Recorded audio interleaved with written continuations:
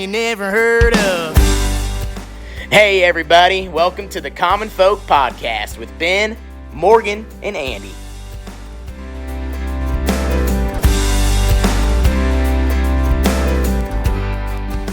Okay, here we are. This particular topic, Andy, I'm going to let you kick it off. You kind of got a good understanding of it. Yeah, we're from the Midwest, and, so agriculture plays a big part, not only in our lives, but really the economy as a whole around here. And something that I think everyone's got a taste of within this past year and a half is why are beef prices, why is the demand up, but cattle prices, why are they down? Why are the people that are raising the beef, the cattle, why are they getting paid all-time low prices when I am paying all-time high prices? For sure. At the grocery store? And I think we got a wonderful guest here that can maybe shed some light on that. And that's Doug Throener, who's got an extensive background in the ag industry. Yeah, I guess it's a battle that most family farms don't want to deal with. I think the beef packers want to consolidate the actual producers, kind of like they integrated the hogs, probably about 20 years ago. The one thing that the cattle producers have going for them is you got to have land. Mm-hmm. Hogs, you can confine them. Right. Cattle, you got to have room. So these packers are probably trying to find 4, 5, 6 big yards, do business with them, pay them X amount of dollars per animal. That's what they want. That's what I believe. Okay. There's a battle going on. You had the COVID thing. Some people, I believe, price gouged the consumer at the stores. When you're a producer, whether you're a calf producer or the fat animal producer, and you go into that grocery store and see what they're getting per pound for it, and what you receive, per pound. It's really hard to take that pill. And you have a lot of politicians. This is very political. You have a lot of politicians that say, they're going to do something about it. You got a lot of lobbyists that are the other way. And, hey, let's face it, these beef packers have a lot of money. They have a lot of power. Right. So you either do what they say or you get out of the business. So I think in the long run, the producer needs to unite together. If the organizations that they belong to aren't doing what they feel needs to be done, maybe they need to redo an organization to get their voice across, Yeah. Yeah, figure out a way to kind of consolidate and come together as one. And I have seen that, where we now have Democrats working with Republicans trying to figure out what they called it. We talked about political words. Price manipulation was one of the little tags that I would see there. Yeah. I think so. For me, like I'm the kind of guy where I want to understand all the moving pieces, and there's probably a number of folks that will listen to this that don't really understand. Like you hear, okay, you've got the producer, they're raising it, and then all of a sudden I see it in the grocery store. Why don't you guys, and Doug, you might be best to answer this. How does the process actually work? How many people are involved? What are the steps from birthing that calf to the time it hits the grocery store? Because there's a lot of hands in there. Oh yeah, there's a lot of hands. Basically, you have to start with a cow in a bowl. And it, no. Yeah, it doesn't start that way. So you have to start. Okay. But, at the finish date's about 18 to 24 months. Okay. Anything over that, it's really not in beef production business. But so there's a long time. It's kind of like whiskey that before you reap any rewards, you don't get any benefit from. And it costs a lot. You have to have them tractors. You have to have the facilities. You have to have the land. You have to have the personnel to take care of these animals. And it's not like you're just taking care of grandma's dog over the weekend. I mean, it's when it's snowing, it's raining. It's just like the postman, you know. So there's a lot of spokes to this wheel. I believe that the packer started off with the right intentions, but the consolidation of that industry, every time there was a consolidation, it took the voice farther and farther away from the producer. So as a producer, you just have to rethink your strategy. You have to, how do you get to the consumer? Because a couple going to the grocery store, buying a couple ribeyes, they look at the price of the ribeyes today, and they look at maybe another protein source, whether it's chicken or pork, and go, God, I can eat 3 meals of the pork or chicken versus 1 meal of the beef. You know, that's not a good thing either, you know. I mean, granted, it's not the same level. I think beef is superior. But I eat pork, I eat chicken, I eat beef. So first you got to educate the consumers. And you got to and there are some family farms that are starting to do that. They're going to farmers markets, and you're buying it right from the farmer. Yeah. And the problem there is let's say you're a 5,000 head feedlot. You can't find 5,000 people to buy one head, you know, all the time. It's just not practical. But the butcher shops, the last year and a half with the pandemic, their business has been awesome. Awesome, great. I believe a few community colleges are even going to offer butchering programs now. Really? Yeah, to encourage, especially out in the western part of the Nebraska, more people to maybe start their business, you know, butchering business. Makes sense, yeah.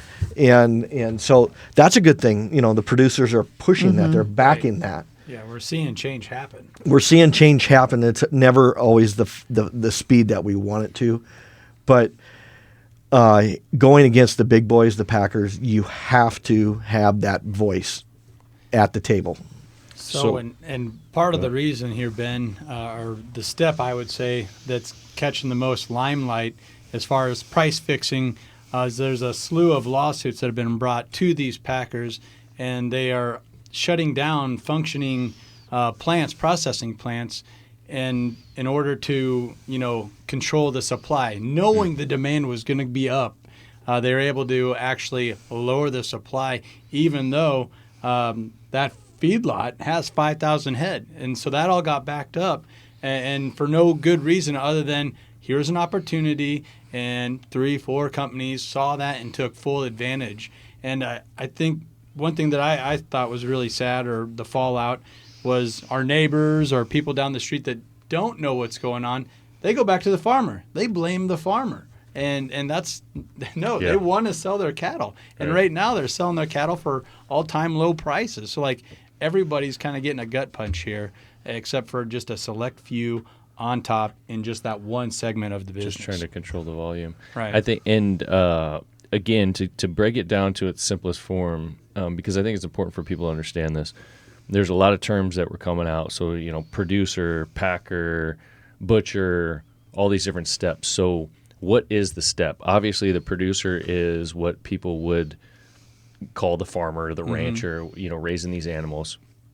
And then what happens? Because it has to hit a place, and then it has to hit another place, right? And what's all that termed so that everyone can kind of understand? Okay, so you have this calf that's born. That calf needs to be with its mother. Usually 500-600 pounds is weaning weight. You know, sometimes they wait till 700 pounds. That's the window. So that's the first stage of that animal's life. The second stage, you get them, let's say 500 pounds to 700-800 pounds. That's where you're growing the animal. That's where you're not putting so much the weight on, but you want that frame to expand. So what's the time frame on that? Like, what do you? how old? Oh, different long? parts of their life, they're going to gain weight at different rates.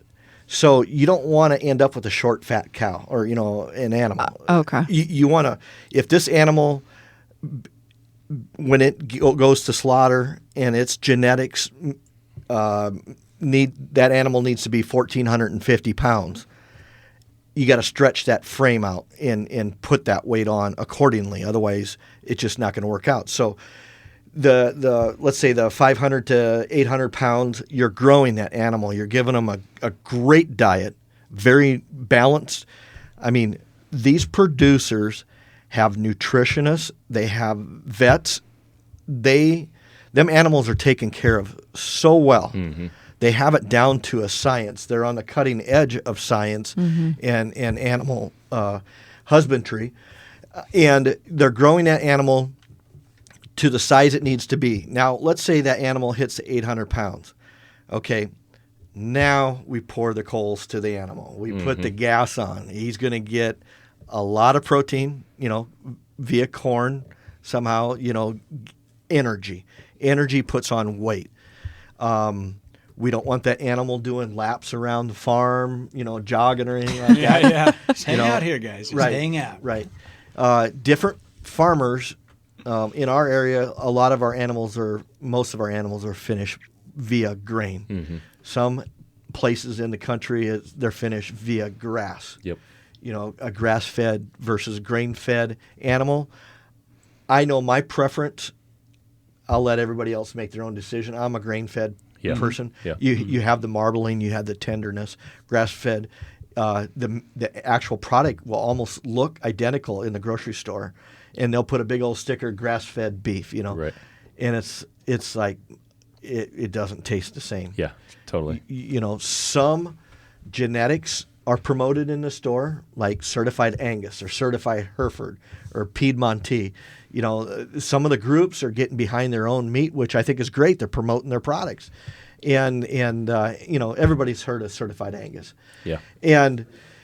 But genetics plays a big part. So if you have an animal that's supposed to finish, about 1,200 to 1,250, that's a little bit smaller animal in today's world, that animal goes to market. When that animal goes to market or is ready for market, I always say you got about a 10 to 21 day window you need to sell that animal to get your money, because after that window closes, that animal starts costing you more.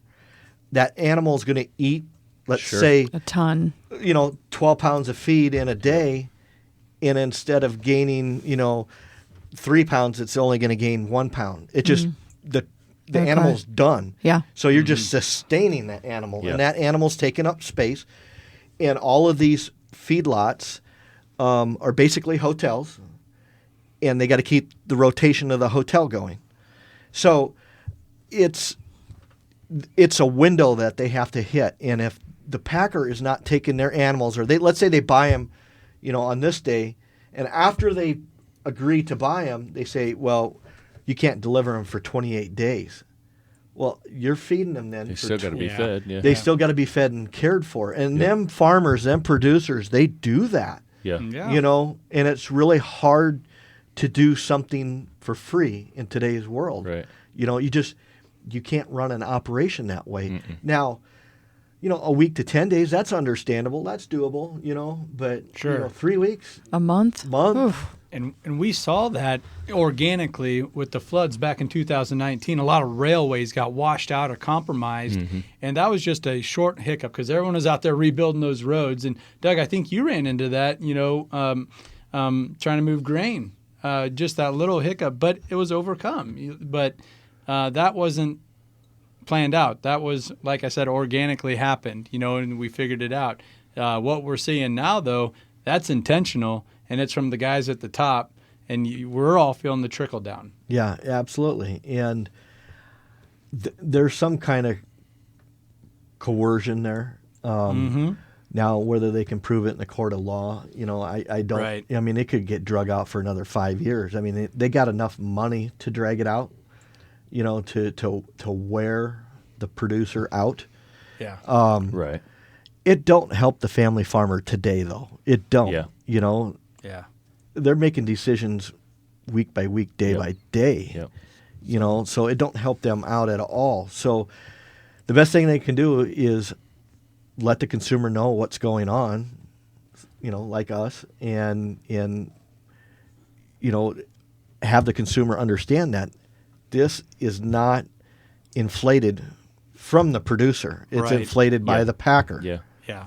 So, and there to shed a big time light on that, here's just one study I kind of looked up, done by Informus. They're a journalism group, and they run supermarket news. They have a whole bunch of different types of little journals that they run, but this one's from Supermarket News, and it showed that beef prices were up in the supermarket 91% this 1 week in April in 2020 compared to that same week back in 2019. That same week, beef prices from the producer to the meat packing plant were down 16%. So think about that. The end price was up 91%. The raw material price that was getting paid was down 16. And that all that gravy in the middle there was being, gobbled up by, 3 or 4 entities. Right. I think, you say all that. And for me, what I think about is, okay, like, what the hell do we do? As an individual, how do I combat this? And that's something that I want to get into in terms of, I think, some of this direct-to-consumer product. Yeah. And there's a good conversation around that. But one thing that I want to revisit real quick before we go on is, again, because I want people to understand this and how all the money flows. So you've got the producer. They raise that animal. It's ready to sell.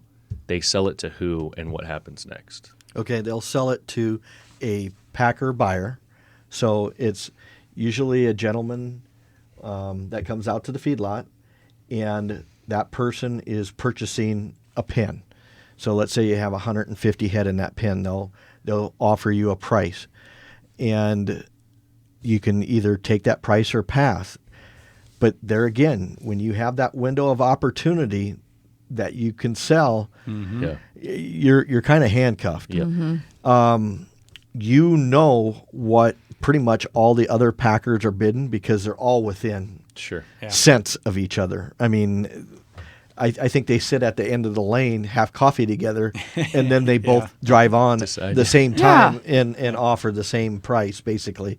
So that's a tough pill to swallow because they all know it happens. And them guys are getting orders from above. And that's what I was just thinking. Yeah, Excuse me. Like, it's- how are they deciding? It's not the guys on the how's ground. that? It's management from above. Okay.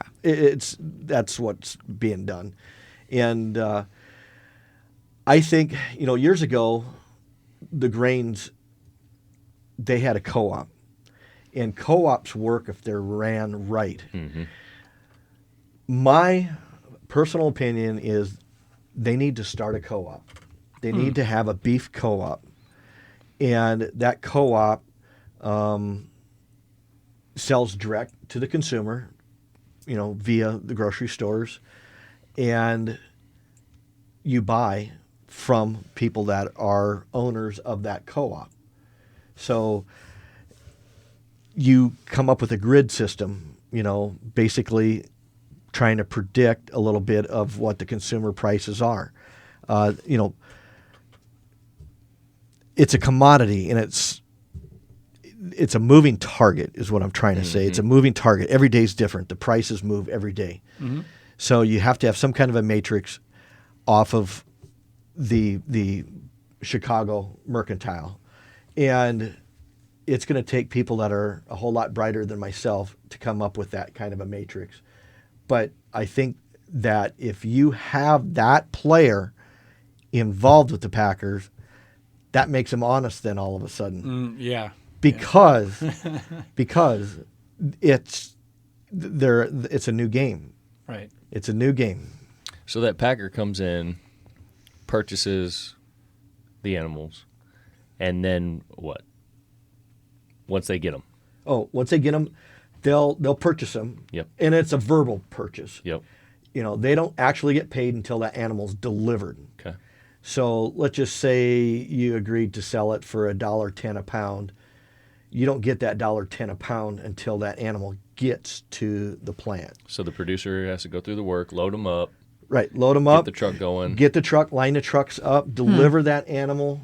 The trucking company gets their fee for trucking them, which There is you only go. fair. Yep, Oh, there's yeah. another- So you have a diesel fuel factor in there. Yep.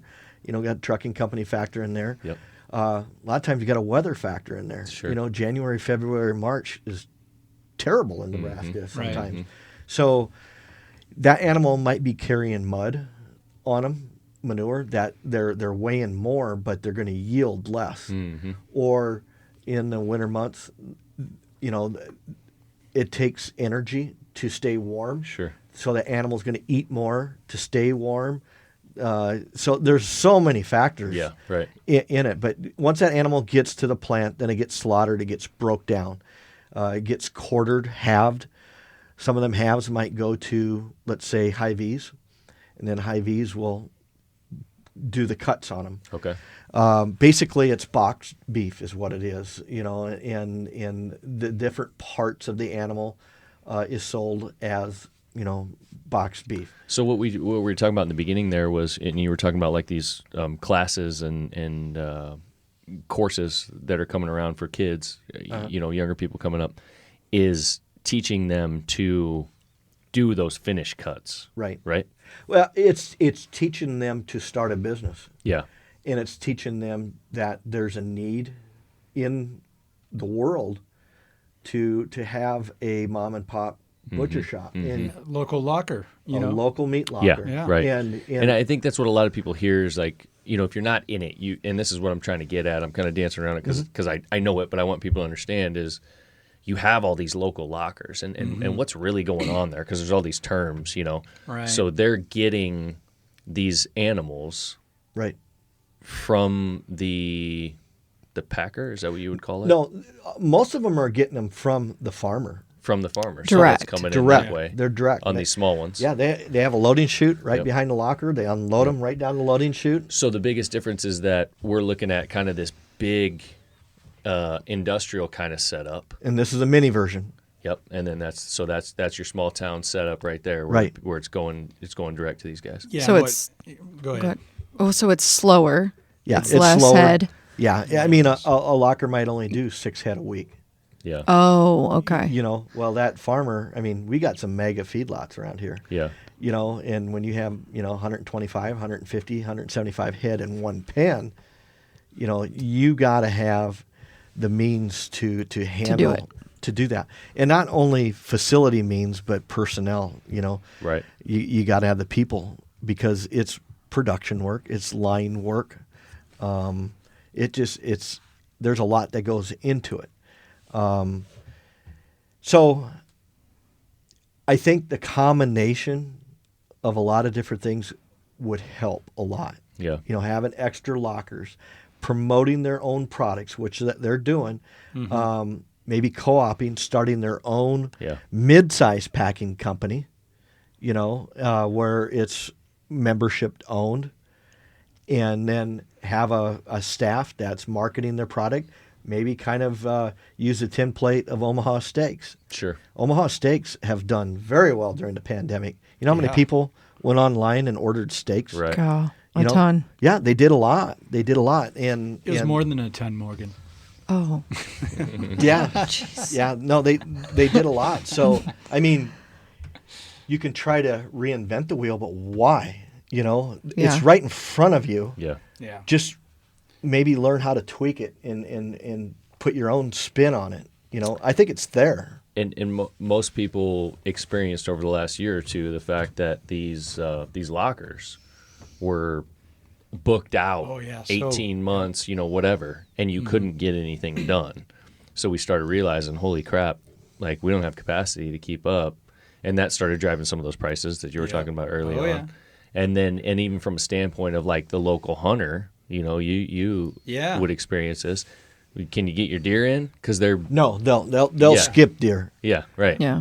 Beef or pork is their business. Yeah. You know, Yeah. that's just the way it is. But a lot of the local small town lockers, you know, like up in my neck of the woods, they would shut down for a few weeks to take on deer after rifle Yeah, season. yeah. And that just wasn't the case. Wasn't even a possibility, these last couple of years with the demand where it's at. Like you said, Ben, they were out 18 months to, over 2 years in some cases. Yeah, and like our local locker, I know they won't even talk to you until after the first of the year this year. Yeah. It's just they can't do it. They're that booked out. Yeah, they don't want to make promises they can't keep. Yeah. And then that's fine. That is absolutely fine. So then that's driving these schools or teaching. I think it's panic These buying. kids I mean, to- I don't think it's only beef, but I think there's a lot of panic buying in a lot of different categories. There is, yeah. So, and a lot of these, the next thing that I was talking about, a lot of these producers have tried to figure out, okay, this isn't working, so how are we going to do this a little bit different? And they're trying to get direct to the consumers.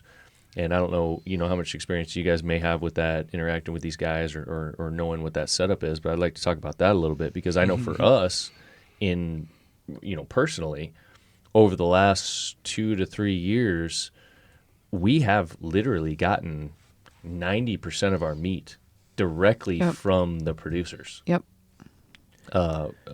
Pork and beef included. Directly. Yeah. And to the point where... Well, I mean, you kind of did the pig yourself. That's what I'm saying. And to the point, to the point where these guys were just selling whole animals. Yeah. I mean, And we just went and got them Have some pictures. and butchered it Yourself. He did. Yep. just like you would a game animal, Yep. So some of the people that I know that are selling directly to people, they've gone to a couple different lockers, reserved slots. I want you to do 3 animals of mine every week, no matter what. Sure. I'll worry about selling them. Yep. And it's working for them. But that put the pressure on the local lockers, and that kicked out some people Sure. that wanted some product because now they're custom, butchering for a mini company. Right. So it's just shooken up the whole. right. There's a need though. There is a need for more meat lockers.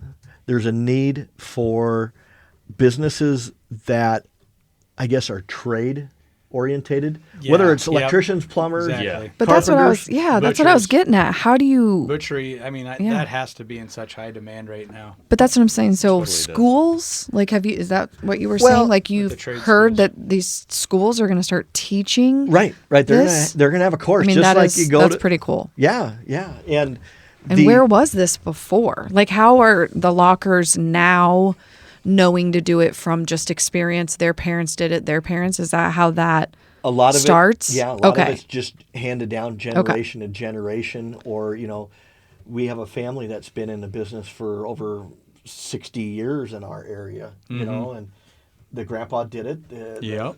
The dad did it. Now the sons are doing it, and now the grandkids are going to get into it, and you don't see that too often anymore. We had a bakery in our town that the guy had a great business. He would have taught anybody to take over that business for him, Yeah. and no one wanted it. and no one wanted it.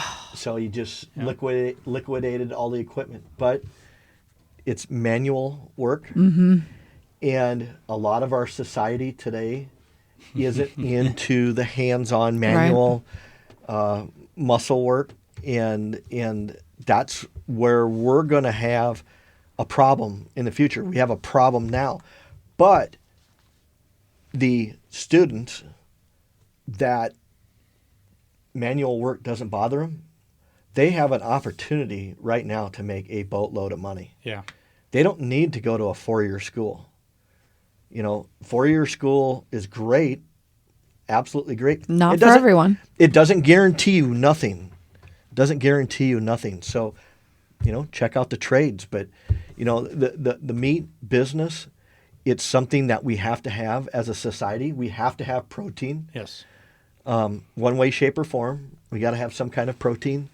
And the consumers are very savvy. And it's a combination of good leadership on the producer's end to to relay that story to the actual buyer. Yeah. The distributor, the packer. Okay. One thing that I think everyone's kind of fighting for here is transparency, right? Price transparency. And also, I want to know where this animal came from and think about it. But in a way, Doug, don't you think producers and farmers here, maybe they made their own bed in a way? Because it always seemed like they wanted to hide the process behind this black cloak or screen, so you didn't have to actually come face to face that your meat came from a living animal, a living, breathing cow or steer or whatever the case may be. And so I think it kind of opened the door for whether it be packers or entities like that to kind of take advantage. Like, you guys want to play behind the curtain here? Fine, you're gonna award us an opportunity, and we're gonna take advantage of that. And I think maybe that's a little bit of what we're all working through right now. In ag, there's a lot of regulation, and regulation was brought on by lobbyists, lawmakers, and some of it's good, some of it is protecting the consumer, some of it's redundant, overdone, some of it's monotonous, very costly for the ag producer, and maybe some of that was brought on by lobbyists for the packer. I just think that it's too political. We have a very fragile system right now. Any kind of a hiccup in distribution could really, really start a panic across the United States. And I don't want to be around to see that. And we experienced that a little bit not too long ago, where that was the panic, and you couldn't buy a freezer. Gosh. Yeah. It took us a long time to find one, and luckily you got lucky. Everyone was just wanting to get their own stuff. Yeah, build up their own stock inventory of everything they had. Yeah, stock up. It's like prepping. Yeah. Yeah. And what was so crazy was that was going on, but meanwhile, here on the ground, we were dealing with folks that had animals that they just couldn't get rid of. Mm-hmm. And you couldn't get anything, and it cost a fortune. But then these producers, couldn't get rid of their animals. Oh, just insane. I think, Doug, you probably saw numbers like this too. I think it was estimated 350,000 hogs were euthanized up in Minnesota alone. Yeah. And here we are like, man, I'm trying to buy a freezer to put a hog in. Yeah. Right. And they're putting them to sleep up in Minnesota. And again, the packing industry is very labor intensive, very much hands-on. So when you have that perfect storm where you're taking people out of the packing the labor industry, force, it's they are essential workers. I mean, the trucking industry as a whole is that's our lifeline. Sure. That is our lifeline. Everything comes on a truck. Everything. Yeah, I agree. And that's another part, and you just kind of skimmed over it, but that's just one more thing that a producer or rancher has to provide is the trucking to the actual packing plant. There's so much more that's taken on there, I think, from the initial spot, the actual farmer, and then just that little bit is taken care of by the packer, and they're the ones reaping the biggest reward. So I think that animosity is also kind of built in that regard as well. Yeah, when that check is cut, that trucker gets paid for his part right from the get-go. That's right on the check. So, I mean, that trucker don't have to wait for his check to come in. So, I mean, in all, that's a good thing because that hauler has to pay for his diesel fuel, that machine, So, yeah, there's a lot of hands in the cookie jar. Oh, well, and for me, not really understanding the process before speaking of this now, just talking about it and then figuring out all of those things is just something I didn't even think of, honestly, really. I mean, who's paying, the trucker? Who's paying that's the case. Yeah. A lot of people it's just, don't think about that. No. Yeah. I never really did, honestly. Right. So, in other businesses, some of the ones that I run, I used to have like one supplier of different stuff. And with this pandemic, now I have 2 and 3. Okay. just so that you have a plan A, plan B, and a plan C. Gosh. Because you just don't know where the hiccup's going to be. Now we just had a major hurricane Yep. hit the Gulf Coast. Yep. It'll be interesting to see what, fuel prices. Fuel's going to go Yep. up. Sure. Yep. There's going to be something that comes of it. Lumber is finally coming down. We have low interest rates, so that's encouraging spending. There's a lot of items that make up, just being a human being on this earth. No doubt. Lot of things. How do you guys feel about the whole direct-to-consumer thing and what a lot of these producers are doing? I mean, we obviously have some direct interaction with some of these guys that are even on our website. Yep. In particular, the upstream guys, they're in, I think they're in Albion. Yeah, Nebraska. Yeah, and they've basically just redesigned their whole business and how they Right. do things to go directly to people. And it seems to be working. And is this the wave of the future? Is this how all this is going to go? I think that's a niche that can easily be filled, especially right now with the demand being where it's at and the consumer becoming more engaged. We talk about that a lot on this show, how consumers are becoming more and more in tune with what they're buying, what they're consuming. And those guys up in upstream, it's a couple brothers, right? Yeah. I love their blueprint. I watched a couple of videos on those guys, read some articles because they're in a few different journals now. The farm's kind of self-sustaining, and they're working just hand in hand with. And they got it, like you talked about, Doug. They're not just relying on one buyer. They got a few different stakes in the fire. Right. So if something were to go out, a railway or something, they would still have other entities to kind of fall back on. And plus, like you're saying, Ben, they're building this brand and this relationship. So if something does happen, I think they're getting the clientele, kind of the fan base, if you will, that will step up and support them if something were to happen. Yeah, Right. that connection with the consumer is a lot stronger. Yeah. It's like we talked about on the last one that we recorded with you, Doug, in terms of the alcohol business, the Cooper's Chase, getting that engagement with the customer, and the customer wants to know so much more. And that's what's allowing these people is to get behind the scenes, meet your farmer. Know how all this works. Put a face on that. Yeah, Put a face on them. Yeah, their face beef and a is name. Amazing. yeah, it's good. It's good. I mean, Yeah, you sit right next to them at the ball games. You sit right next to them Yeah. at church. And it's like Yeah.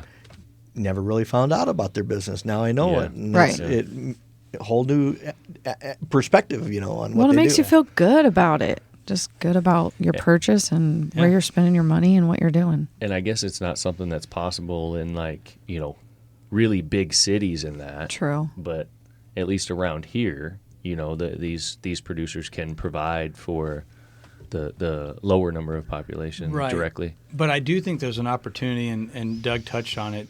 Let's take a metropolitan area like Chicago. There's an opportunity for small lockers, like your neighborhood locker, like it used to be, to kind of come back into the fold. So if you wanted to buy your beef or your pork chops here rather than there, you could put a face to it. You could support a small family type business, mom and pop type of shop. Yeah. Yeah, and when I talked about the co-op type of a business, I'm talking about not creating a business where you're doing the steaks and stuff. I'm talking about having beef where you're selling halves or quarters to a company, let's say in Boston or Chicago or LA, to where they break it down. Yeah. Oh, okay. So you're selling them the chunks and they're selling the pieces. Gotcha. Yeah. I think there's a huge opportunity, especially in a metro area where you have population and you don't know, that person doesn't need to know how to kill the animal or slaughter the animal. All they need to know is how to put out a good steak, how to trim that steak. And then after you have that steak, know what the shelf life of that steak is in your store. Yeah. How do you tell that person how to prepare that steak? Educate that person on preparation. If you have some, let's say, pork ribs, You know, you need 2.5 hours. If you're doing them on a smoker, do it this way. You know, educate all the way through, not just certain people. Educate them all the way through, and everybody will be a winner. Because I think if the farmers would try to focus on a co-op where they actually did the steaks too, it's too big of a business. It's too much. Focus on quartering and having that animal. Right. And then focus on selling that meat and maybe setting something up. Have a program, you know, that, hey, you set up a shop that's at least 1,200 square feet, has this much cooler space. We'll teach you how to sell our product. And have a program where we'll set you up in business. Yeah. Well, and that's the cool part about a co-op is there's sellers and buyers, and they help the individual out.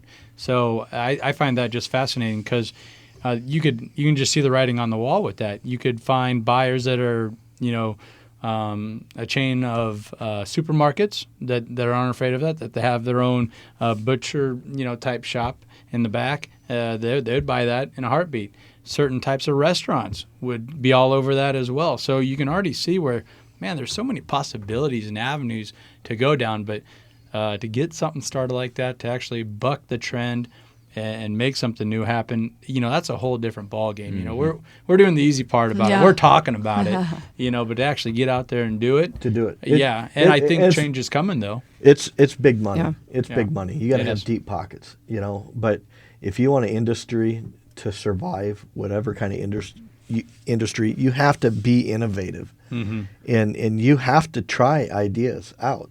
Not every idea is going to work. You just hope the ideas that don't work don't cost you multi-millions of dollars. Right. Yeah. Pretty crazy. It's I mean, it's something that obviously we all deal with every single day.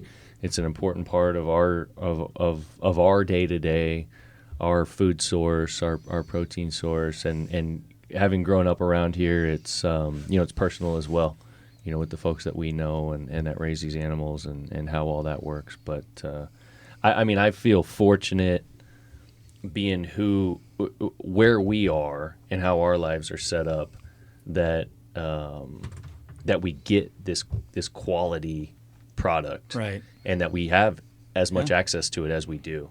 No, we really do, and we have a lot to be grateful for, you know, no doubt. And also just being aware of the conversation. I think just our awareness might be a little greater than people that just wouldn't be exposed to it. And it's no fault of their own. You know, for me to get to work, you know, I have to take a 15-minute commute, and I'm going to drive by 2 or 3 pastures that are going to have, you know, cow, calf, you know, pairs in them. You know, so I'm exposed to it. I'm looking at it. Yep. That's not the case for the majority of Yeah. the U.S., you know, working for. So it's not one person's fault or a demographic's, you know, fault. And that's a reason I do like what we're doing here is hopefully we are shedding some light on the subject and getting more people in tune. And you got to understand, too, these producers, these women and men that produce these animals for our food, they're very educated people. And they care. They're very passionate about what they're producing. And the quality of product that's coming out is second to none. Right. Them animals are getting treated better than humans. Honest to know. God, Yeah. they are. I know. They are I getting know. treated better than humans. They are in them pens every day. They're cleaning their water tanks. They're giving them fresh feed twice a day. Yeah. If there's any illness, that animal is doctored. I mean, that animal it goes to the ER just like we do. Yeah. You know, so it's they put their heart, soul, and their family into each animal that comes off that farm. For sure. Well, it's their name. You know, like it's Right. their cattle. It's like their name on it. Oh, So yeah. they want to, right? Yep. You know, and a lot of these people, they're involved in 4-H. Yep. They're involved Yes. in FFA. They're involved in their local schools. Which is they're, huge. They're involved in their local governments. So they're very they're good at multitasking. You know, so I think that us helping them educate people is a plus. they need all the help they can get right now. I mean, it's an industry that's been kicked in the teeth, and this is the least we could do. 100%. One of the things I'm looking forward to as well, we've talked about it a little bit, the upstream boys are going to come up, and we'll have some conversations with them. It's going to be really interesting to get their perspective. Oh, yeah. Yeah. I mean, just the demand and what they're, when something like that starts, I feel like everyone's like, oh, that's a neat idea. Way to go, guys. Gives them a little nudge on the shoulder. And then they turn around and go to a big, box store, and that's where they get all their products from. Right. And now with what's happened and what's going on, it's making everyone kind of do a double take. Like, you know what? Maybe I should support the local guys here. Yeah. At least I'll know where it's coming from and the consistency, and that it will be there, And it's growing. Like, that demand is getting bigger and bigger. We've got, possibly late this week, but probably next week, we've got 4 holes coming between families that we know, that are coming from these guys. And it's just because people are like, hey, man, this stuff's good. I know where it came from. Mm-hmm. I want to support them. And why not, stock up? So it seems like it's kind of the wave. It's more than a trend, like I was kind of getting at. People thought, oh, that's neat, guys, and that's trendy, that's fun. But no, it's more than that now. Yeah. The biggest thing that's scary for some of these people is their operations are large. Their hotel is big.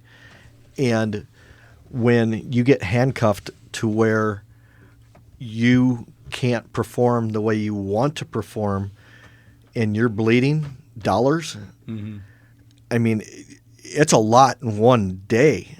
Yeah. It's not, I'm going to lose $500 today. I mean, it's thousands every day. Yeah. So the relationships they have with their financial institutions is imperative, and hopefully it'll bounce back for them. Hopefully, they can handle a kick in the mouth. Mm-hmm. Yeah. Yeah. Well, what else? You got anything else on, Andy? Man, we touched a lot. We were talking about the educational part. I saw a meme flying around. What's a meme? A picture, a famous picture, or a picture that you're aware of, and then they throw a little words on there. One-liner. Oh. And so this is an evolved one. This is an actual conversation on Facebook. Someone screenshotted it and circled it. And since it's already out there, and, when you put your name on it, when you go online, well, you're opening yourself up. So Scott Pooler said, farmers and ranchers across the country will use any excuse to raise prices. What's it take to raise a cow? Grass and water, both of which are free. Oh, jeez. They live in a field. Only costs are essentially shots and salt blocks. And I think if we did anything, we kind of showed there's a little bit more to it than just a little than salt blocks and free water. So, right. Scott, hopefully we kind of helped you out there, and I see you kind of already catching it a little bit there. Ooh, I'm sure he's. And whether he was sincere about his comment or not, I mean, there are people out there that. I don't want to say narrow-minded, but they're not educated. Mm-hmm. I mean, I was the first to say I didn't even think about the whole diesel thing. So, I mean, I don't want to say he's dumb. But oh, no, I didn't say Scott was not dumb. you, but I'm saying, like, I know more than Scott. Well, he's probably, I mean, it's a conversation piece for sure. But Scotty doesn't know. I'm just saying, like, there are definitely people that don't know. But let's hope they know more than that. And in some cases, you do kind of have to give some of these people grace because they didn't grow up where we grew up. They don't, okay. Like, they don't understand. But although, it could just be a jackass. But either way, there's a lot of people that just don't know. Yeah. Yeah. And I think that's why we got to have these conversations. Yes. And with today's social media, too, you can hide behind a screen from anywhere. Oh, for sure. And sometimes people enjoy starting fires. Oh, yeah. And sometimes people like to create controversy. And you can turn a blind eye, or you can educate, or you can do a combination of both. Mm-hmm. But if you stoop to people's levels like that, I don't think you're helping the cause. I think you're helping the cause by educating people. I think if you can teach somebody how to prepare a roast, how many new young families put a roast in a crock pot before they go to school? Mm-hmm. Mm-hmm. Yeah. That's the easiest meal to make in the Yep. world. Yeah. Yep. Or make pork chops out on the grill. Yep. Yeah. That's what we need. That's what we need around is, I guess I am an advocate of a cooking show, but practical cooking. Yeah. Yeah. Right. We're not going to make a 5-course meal that, somebody on their yacht's going to come in and stop off and have a meal. Right. Let's make it practical for, I am the picture of a tombstone pizza because I'm never home. I'm always at sporting events. Right. So I come home at 9 or 10 o'clock at night and I pop in a tombstone pizza. Mm-hmm. If I were more proactive and just maybe planned a meal ahead of time, you can create some really good meals that don't take up much energy of your time Right. to make. Yeah. So I got to practice what I preach on that deal. And it's sure going to taste way better than a tombstone pizza. Yes, No it doubt. is. Yep. Definitely. No doubt. Well, this is good. Yeah. I learned a lot. I liked Thanks, it. Doug. Yeah, for sure. It's good to have you. Yeah. It was really good. Very enlightening. I learned a lot too, and I even try to keep my thumb on the pulse, but still there's so much out there. Yeah. So Good info. All right. Well, All right, guys. until next time, huh? Yep. later. Peace. Adios.